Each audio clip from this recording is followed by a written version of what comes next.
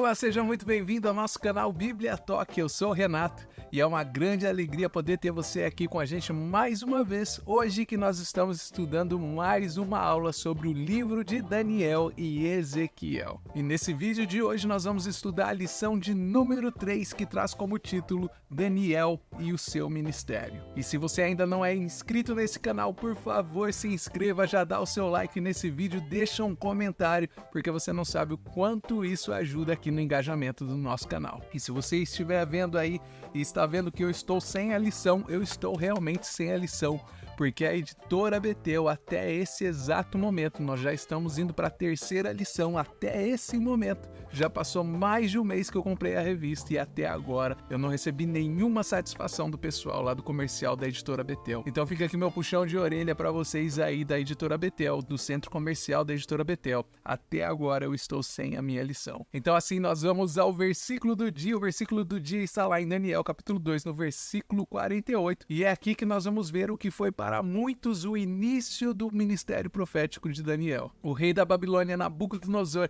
ele teve um sonho e acordou no meio da noite, e a partir daquele momento ele não conseguiu voltar mais a dormir. E então ele vai lá, manda chamar todos os seus conselheiros, porque ele precisa de ajuda, ele precisa de alguém para ajudar ele a interpretar esse sonho que ele teve. Então o rei, ele pede para aqueles sábios, para que eles interpretem o sonho que ele teve. Mas existe uma reviravolta nessa história quando esses sábios se reúnem lá no palácio, nos aposentos do rei. Porque o rei agora, ele diz que ele não quer apenas que eles interpretem o sonho que ele teve, mas que eles também possam dizer qual foi o sonho que ele sonhou. E então todos esses homens, de maneira muito respeitosa, eles começam a recuar e dizem que isso seria uma loucura, porque para eles não existia uma forma de interpretar um sonho sem saber qual era o sonho. Então eu até imagino o rei Nabucodonosor pensando aqui nesse momento: esse meu pedido vai separar os homens dos meninos, porque ele está pedindo para aqueles sábios, para que eles digam a interpretação e o sonho que ele teve. E o rei diz que se eles não fizessem isso, ele cortaria eles em pedaços e queimaria todas as casas deles. E por motivos evidentes, aqueles homens não poderiam fazer aquilo que o rei estava pedindo. Então o rei acaba matando algumas daquelas pessoas e queimando algumas casas. E o rei Nabucodonosor, ele acaba enviando seus mensageiros para matar todos os sábios da Babilônia. E é exatamente aqui que entra Daniel e os seus 3 amigos nessa história. Porque entre esses sábios da Babilônia está Daniel e os seus 3 amigos, Ananias, Azarias e Misael. E muito embora esses 4 amigos, eles fossem fiéis a Deus, eles fossem fiéis ao Senhor e nunca tivessem se envolvido com as práticas que aqueles outros astrólogos, aqueles outros encantadores faziam, eles estavam nessa categoria, na categoria dos sábios da Babilônia, porque quando eles foram levados cativos de Jerusalém, esses 4 jovens, eles foram treinados nos caminhos dos sábios, eles foram treinados nas áreas de literatura, na linguagem de toda a cultura ali da Babilônia, porque eles precisavam servir ao rei. Então eles estavam nessa lista, nessa categoria de sábios, então eles estavam na lista daquelas pessoas que seriam mortas. E então quando Daniel, ele descobre que ele está naquela lista daqueles homens que ia morrer, ele descobre que ele vai morrer junto com os outros sábios da Babilônia, então ele apela diretamente para o próprio rei Nabucodonosor. E Deus mais uma vez favoreceu a Daniel. E Nabucodonosor, ele dá um tempo para Daniel, ele dá esse tempo extra para que Daniel possa buscar em Deus qual que é a interpretação daquele sonho que o rei teve. Então Daniel, ele volta para sua casa, volta para o seu dormitório e ele diz para os seus 3 amigos ali naquele quarto: meus amigos, a coisa tá ruim pra gente. A gente precisa orar agora. Nós temos que descobrir qual que foi o sonho que o rei teve e interpretar esse sonho, ou nós vamos morrer como o resto dos sábios da Babilônia. E isso é muito interessante porque em qualquer momento da nossa vida, na minha vida, na sua vida, nós devemos ser pessoas que reconhecem que a oração, ela não é apenas o último estágio, o nosso último recurso, mas a oração, ela deve ser a nossa primeira linha de defesa. E eu acho particularmente surpreendente essa história de Daniel e dos seus amigos, porque eles são jovens, eles estão vivendo numa terra estrangeira, eles estão numa cultura estrangeira, com uma língua estrangeira, eles estão longe de tudo aquilo que é familiar para eles, e mesmo assim, nesse momento de dificuldade, nesse momento onde eles estão passando por esse risco de vida,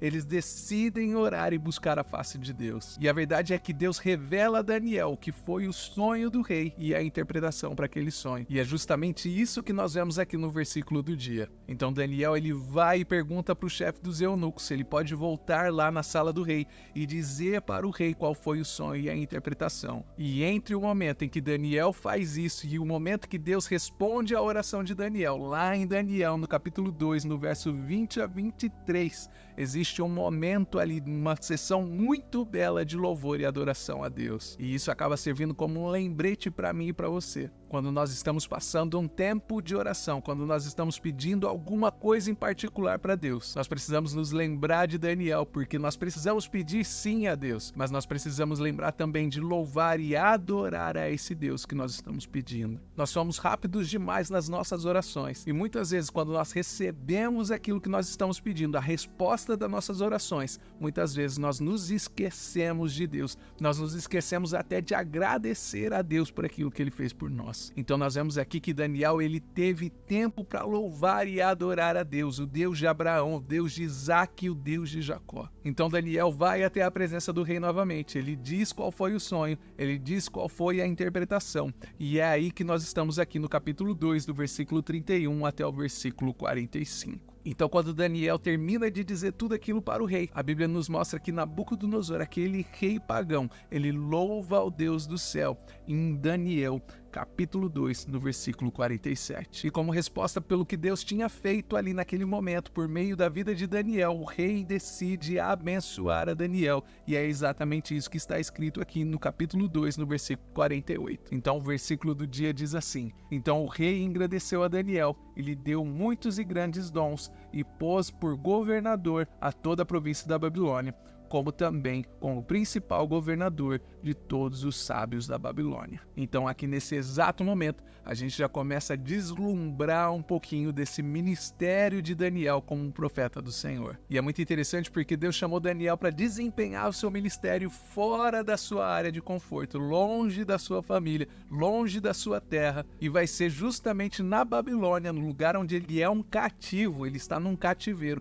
é justamente lá que ele vai consolidar o seu ministério profético e ele vai se consolidar como sendo um estadista, sendo fiel em todos os momentos e proclamando a glória do Senhor em todos os momentos em uma terra estranha. Então nós percebemos aqui que Deus colocou estrategicamente Daniel ali na política da Babilônia. Ele foi colocado ali por Deus para que através de Daniel o nome de Deus fosse glorificado e Deus pudesse mostrar a sua soberania sobre aqueles impérios. Tudo certo até aqui? Então vamos juntos, vamos ao nosso primeiro ponto dessa lição de hoje. O primeiro ponto traz como título: Um profeta do Senhor. O que seria um profeta? Um profeta é um porta-voz de Deus, é um mensageiro de Deus. Daniel, ele é um exemplo perfeito de alguém que respondeu ao chamado de Deus e exerceu esse chamado com fidelidade. Em nenhum momento na vida de Daniel, pelo menos no que está registrado no livro de Daniel, você vai ver Daniel fraquejando diante de uma prova, fraquejando diante de uma tentação. E não pense que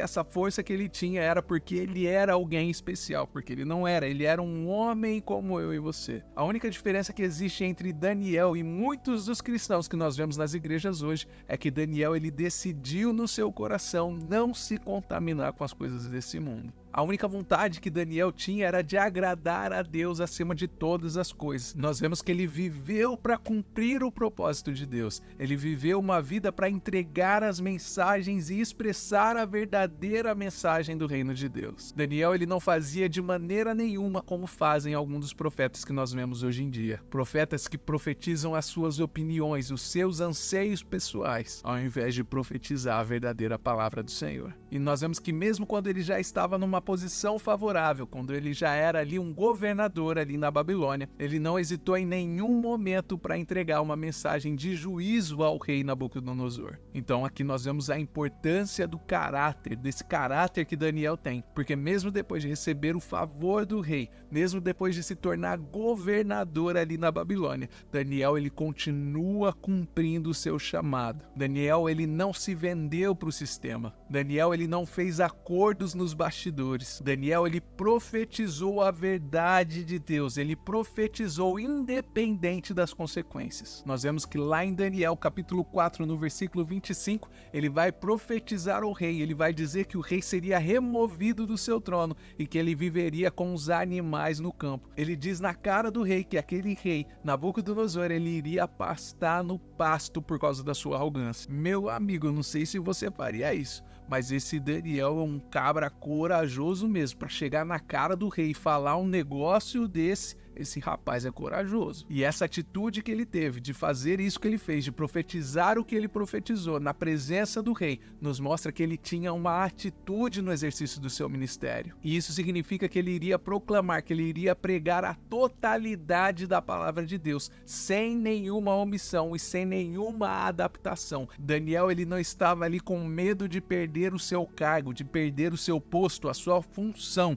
E aqui nós vemos que a integridade de Daniel é uma outra característica muito importante aqui no ministério dele. Nós vemos que Daniel, ele não usa da sua posição para obter vantagens. E um grande exemplo disso nós vamos ver lá em Daniel capítulo 5, no verso 16, quando o rei Beltesazar, ele oferece para Daniel uma veste de púrpura, correntes de ouro, posição privilegiada lá na corte do rei, em troca da interpretação misteriosa daquela escritura que apareceu na parede do palácio. Só que nós vemos que Daniel, ele recusa os presentes do rei. E quando ele faz isso, ele demonstra para mim e para você que o serviço que ele prestava a Deus não estava à venda. E essa atitude de Daniel acaba contrastando muito fortemente com a história de Geazi, porque nós vemos que Geazi, ele sucumbiu às tentações de obter o ganho material para ele mesmo, o que acabou resultando em uma lepra que acompanhou aquele homem para o resto da sua vida. Então Daniel, ele nos mostra que a vigilância, ela é essencial para mim e para você, para que os bens materiais, eles não se tornem um motivo, a motivação do nosso ministério. Então a vida de Daniel, o livro de Daniel,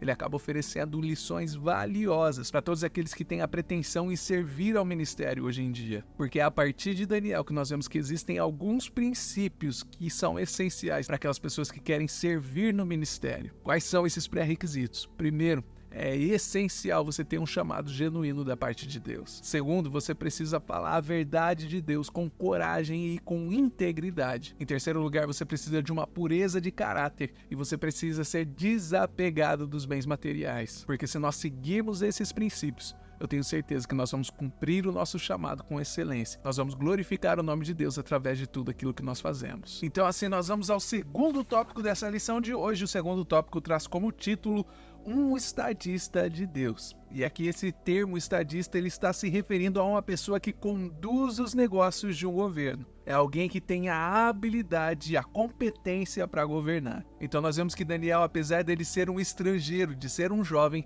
ele acabou ocupando um cargo de chefe de estado lá na Babilônia. E ele só conseguiu chegar a essa posição porque Deus estava com ele. E aqui nesse momento da história, eu particularmente aprendo uma lição muito importante com Daniel. Porque quando as coisas não estão favoráveis, quando as coisas não estão caminhando da forma que eu quero que elas caminhem, eu tenho essa tendência de desanimar, de me entristecer. Eu tenho a certeza que a primeira opção que Daniel teve também na vida dele foi a opção de desistir, de abandonar tudo, porque ele tinha muitos motivos para fazer isso. Ele poderia ter ficado triste por ter sido deportado do seu país. Ele poderia ter abandonado Deus dos seus antepassados, simplesmente porque naquele momento as coisas não estavam andando para ele da forma como ele talvez gostaria. Ele era um jovem, ele foi levado para uma terra estranha, ele foi afastado da sua família, ele estava vivendo em um país diferente, completamente diferente. Ele com certeza poderia se vitimizar por tudo aquilo que ele estava passando, mas ele decidiu ser fiel a Deus. E essa também deve ser a minha e a sua atitude todos os dias da nossa vida, porque se essa for a nossa atitude, porque se essa for a nossa escolha, assim como Daniel foi um instrumento nas mãos de Deus, eu e você, nós seremos um instrumento nas mãos de Deus também. Então esse ponto ele explora a trajetória de Daniel, vai explorar como a fé dele, a habilidade dele, que foram dadas inspiradas por Deus, o tornaram esse grande exemplo de liderança ali na Babilônia. Nós vemos que desde o momento que eles chegam ali na Babilônia, Daniel e todas aquelas outras pessoas que foram levadas para lá, Daniel ele se destacou no meio de todas aquelas pessoas, 10 vezes mais sábio que todas aquelas outras pessoas, todos os doutores, todos os magos do reino da Babilônia. Isso nós vemos lá em Daniel capítulo 1, no versículo 20. E apesar de todos os treinamentos que ele recebeu ali no palácio, de toda a habilidade que ele tinha. A maior habilidade de Daniel era interpretar sonhos e visões que vinham diretamente de Deus, porque Daniel ele estava constantemente conectado com Deus. Então nós vemos que mesmo com o esplendor de todo o poder terreno que Daniel poderia ter, ele jamais esqueceu a sua posição, ele jamais esqueceu quem ele era e o mais importante, ele jamais esqueceu quem era o verdadeiro Deus. E isso é uma grande lição para mim e para você no dia de hoje, porque independente da sua função, da sua responsabilidade aqui na Terra, nós nunca podemos nos esquecer do nosso compromisso com o Deus do universo, com o Criador do universo, com o Rei dos Reis, conforme nós vemos lá em Apocalipse capítulo 19, no versículo 16. E é justamente por causa disso que Daniel, durante todo esse tempo de exercício dele como governador, como estadista ali na Babilônia, ele sempre demonstrou uma integridade impecável. Não existe nada que manche a reputação de Daniel até os dias de hoje. Em Daniel capítulo 6, no versículo 4, nós vemos que nem os adversários dele, os adversários políticos, conseguiram encontrar alguma coisa em Daniel, porque Daniel ele era um homem fiel a Deus, ele era irrepreensível em todas as suas ações. E aí a pergunta que não quer calar é como Daniel conseguiu fazer isso? Como que Daniel conseguiu se manter fiel por tanto tempo? E a resposta é muito simples. Ele só conseguiu isso por causa da profunda comunhão que ele tinha com Deus. Porque antes de ser um estadista, antes de ser um governador, Daniel ele era um servo do Deus vivo. E esse compromisso que ele tinha com Deus, esse relacionamento que ele tinha com Deus, foi o que norteou todas as decisões de Daniel. E isso ensina para mim e para você no dia de hoje que o nosso valor, o nosso compromisso com Deus, ele deve ser o alicerce da nossa vida. A nossa aliança com Deus, o nosso compromisso com Deus, ele deve ser o alicerce das nossas decisões. Porque os reinos, os governos terrenos, eles são todos temporários, eles todos aparecem e somem, mas o reino de Deus é um reino eterno. Então, nesse mundo onde a corrupção, a mentira, a falsidade, a falta de integridade são coisas que são tão corriqueiras, são tão comuns nos dias de hoje, a vida de Daniel acaba sendo como um exemplo de como a nossa fé em Deus, ela pode ser o nosso alicerce, ela pode nos capacitar para que nós possamos ser líderes melhores nesse tempo que nós estamos vivendo. E assim nós vamos ao terceiro tópico dessa lição de hoje, que traz como título o intercessor de Israel. Nós vemos aqui nesse ponto que Daniel, mesmo estando em uma posição de destaque, mesmo estando em um país estrangeiro, ele vai exemplificar para a gente essa qualidade de intercessor quando ele intercede pelo seu povo.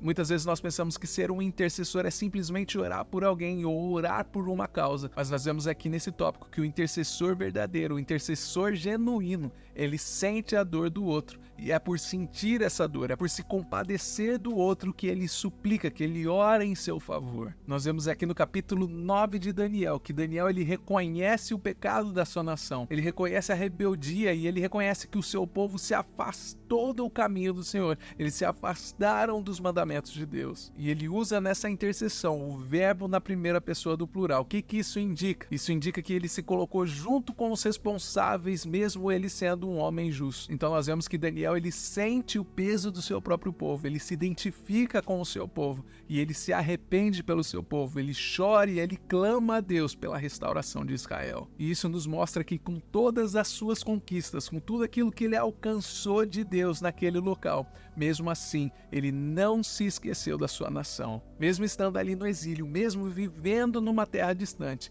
ele nunca se esqueceu das promessas de Deus para o seu povo. E ao estudar as profecias de Jeremias sobre o período de desolação, Daniel ele vai buscar a Deus, ele faz isso em jejum e ele se veste de sacos de cinza, como nós podemos ver lá em Daniel capítulo 9, no versículo 3. E nós vemos que em outro momento, lá em Daniel capítulo 10, no versículo 3, Daniel ele lamentou por 3 semanas e ele faz isso demonstrando a sua tristeza, a sua profunda desolação pelo seu povo, pelo estado do seu povo. E nós acabamos percebendo que essa busca por Deus, essa busca sincera de Daniel por Deus, acabou resultando em grandes revelações de Deus para Daniel. Porque Deus não mostra apenas para Daniel o futuro de Israel, mas ele também dá visões sobre o fim dos tempos. E essas revelações de Deus a Daniel acabam ensinando para mim e para você que todos aqueles que buscam a Deus de uma forma especial, com seu coração contrito, é a essas pessoas que Deus revela os seus mistérios. Então, Então, meu irmão, minha irmã, o que nós podemos falar mais sobre o ministério de Daniel? Nós vemos que Daniel, mesmo enfrentando os desafios pessoais, ele manteve o seu foco na promessa de Deus e na necessidade do seu povo. Daniel nos mostra que o verdadeiro intercessor, ele se importa com os outros, ele se identifica com os outros e ele sente a dor dos outros. E é por isso que ele clama a Deus, pedindo por transformação e renovação. E como sempre, eu espero que você tenha aprendido pelo menos uma coisa ou duas com esse vídeo de hoje. E se Deus quiser, eu te vejo no próximo vídeo.